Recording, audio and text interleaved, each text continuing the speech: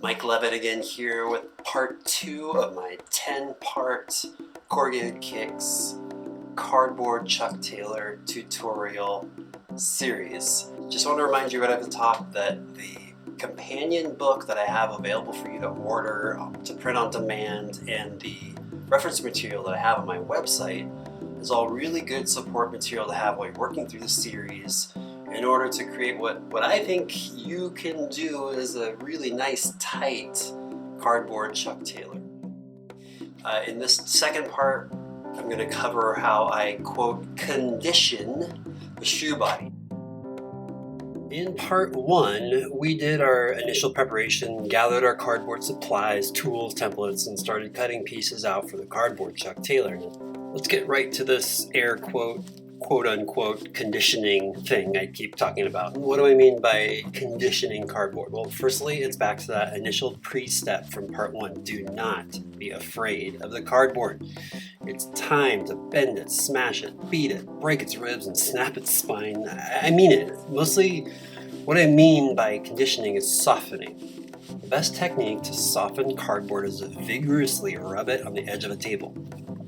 Slide, smooth, and drag a piece of cardboard enough on the edge of a table and you can turn a rigid paper board into the consistency of a heavy beach towel.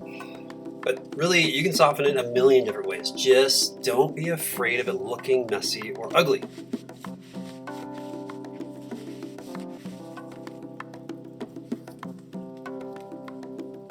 The other main part of conditioning that's important is creasing lines for tight folds. I use a wood tool for clay sculpting and ceramics. There's a bone tool they use for bookbinding. It's also perfect for drawing crease lines in cardboard.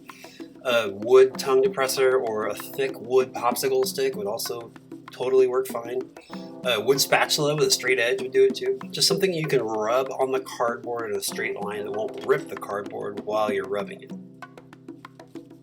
Use the wood tool to crease a long, sharp line along the inside of the shoe body at the top of the glue tabs. Then fold all the trapezoidal-shaped glue tabs inward. Crease all of these folds tight. This will create a nice, sharp edge along the bottom of the shoe body that won't just look cool. It'll be a lot easier to glue to the shoe body if your glue tab folds are nice and sharp in an even, continuous line.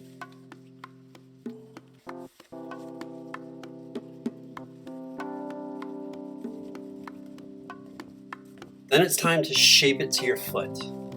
Curl the piece around the back of your heel. Fold the front and sides over and around the balls of your feet and over the outer edges of your toes. Make it fit your foot. That's the best way to shape the shoe body. After using your foot to shape the shoe body, you can curl the heel side of the shoe body even more to create an even, rounded curve around the back of the heel. You can also invert the shoe body shape around the sides of your foot to create a slightly indented shape around the arch of your foot.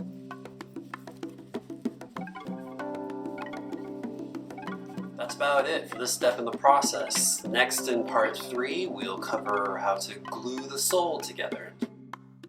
So until then, good luck, have fun, and let me know if you have any questions.